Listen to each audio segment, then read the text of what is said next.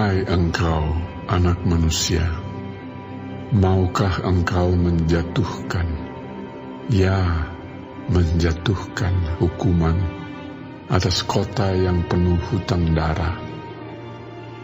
Beritahukanlah kepadanya segala perbuatannya yang keji, dan katakanlah, beginilah firman Tuhan Allah, hai kota yang mencurahkan darah di tengah-tengahmu, sehingga waktu penghukumanmu datang dan membuat berhala-berhala bagimu yang menajiskan dirimu. Dengan darah yang engkau curahkan, engkau bersalah, dan dengan berhala-berhalamu yang engkau perbuat, engkau menjadi najis. Dengan demikian, engkau membuat saatmu mendekat dan membuat akhir tahun-tahunmu datang. Oleh karena itu, aku memberi engkau cercaan bagi bangsa-bangsa dan ejekan bagi semua negeri. Yang dekat padamu dan yang jauh daripadamu akan mengejek engkau, yang kenajisannya terkenal dan yang penuh huru-hara. Lihat, masing-masing pemimpin Israel mengandalkan kekuatannya di tengah-tengahmu untuk menumpahkan darah. Padamu ayah dan ibu dihina, dan di tengah-tengahmu orang melakukan pemerasan terhadap orang asing. Padamu anak yatim dan janda ditindas. Engkau memandang ringan terhadap hal-hal yang kudus bagiku, dan hari-hari Sabatku kau najiskan. Padamu berkeliaran orang-orang pemfitnah dengan maksud mencurahkan darah, dan orang makan daging persembahan di atas gunung-gunung. Kemesuman dilakukan di tengah-tengahmu. Padamu orang menyingkapkan aurat istri ayahnya dan memperkosa perempuan pada waktu cemar kainnya yang menajiskannya. Yang satu melakukan kekejian dengan istri sesamanya, dan yang lain menajiskan menantunya perempuan dengan perbuatan mesum. Orang lain lagi memperkosa saudaranya perempuan, anak kandung ayahnya. Padamu orang menerima suap untuk mencurahkan darah. Engkau memungut bunga uang untuk mengambil riba dan merugikan sesamamu dengan pemerasan. Tetapi aku kau lupakan. Demikianlah firman Tuhan Allah. Sungguh, aku bertepuk tangan mengenai keuntunganmu yang haram, yang kau dapati, dan mengenai darah yang dicurahkan di tengah-tengahmu. Apakah hatimu akan tetap teguh dan tanganmu merasa kuat pada masa aku bertindak terhadap engkau? Aku, Tuhan yang mengatakannya dan yang akan membuatnya. Aku akan menyerahkan engkau di antara bangsa-bangsa dan menghamburkan engkau ke semua negeri, dan aku akan mengikis kenajisanmu daripadamu. Maka engkau akan dinajiskan di hadapan bangsa-bangsa karena kesalahanmu sendiri, dan engkau akan mengetahui bahwa akulah Tuhan. Lalu datanglah firman Tuhan kepadaku.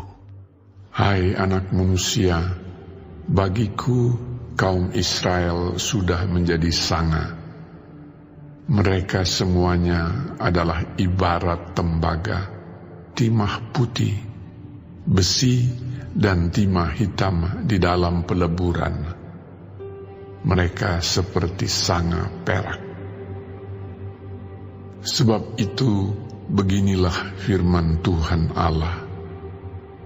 Oleh karena kamu semuanya menjadi sanga, maka sungguh aku akan mengumpulkan kamu di tengah-tengah Yerusalem.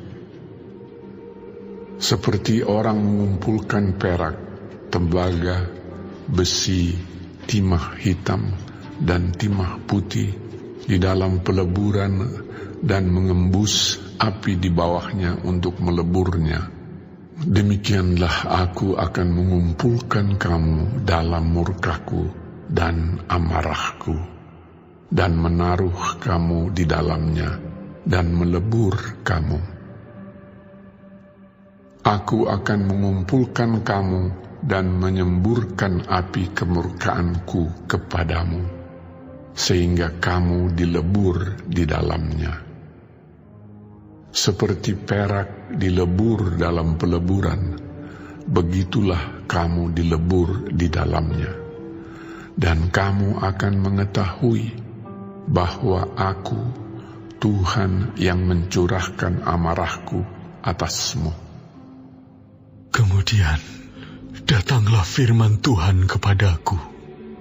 Hai anak manusia, katakanlah kepadanya, engkau adalah tanah yang tidak menerima hujan, tidak mendapat air pada masa kegeraman, yang pemimpin-pemimpinnya di tengah-tengahnya seperti singa yang mengaum, yang menerkam mangsanya.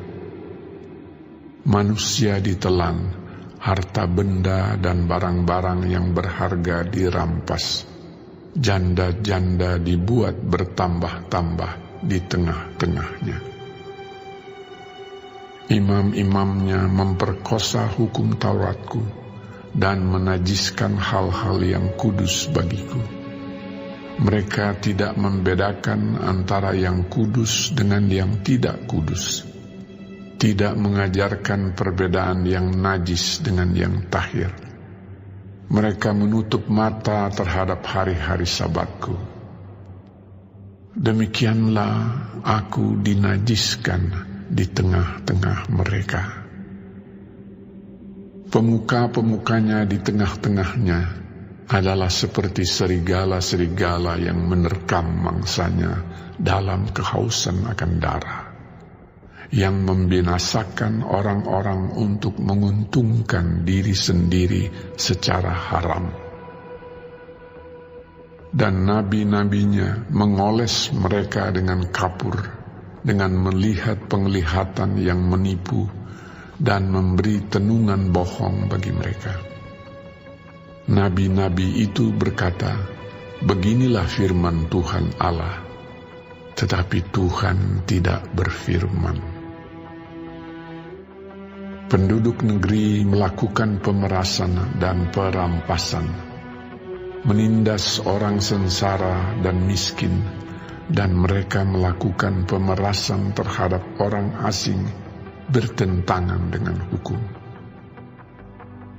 Aku mencari di tengah-tengah mereka seorang yang hendak mendirikan tembok, atau yang mempertahankan negeri itu di hadapanku, supaya jangan kumusnahkan, tetapi aku tidak menemuinya. Maka aku mencurahkan geramku atas mereka, dan membinasakan mereka dengan api kemurkaanku. Kelakuan mereka kutimpakan atas kepala mereka. Demikianlah firman Tuhan Allah.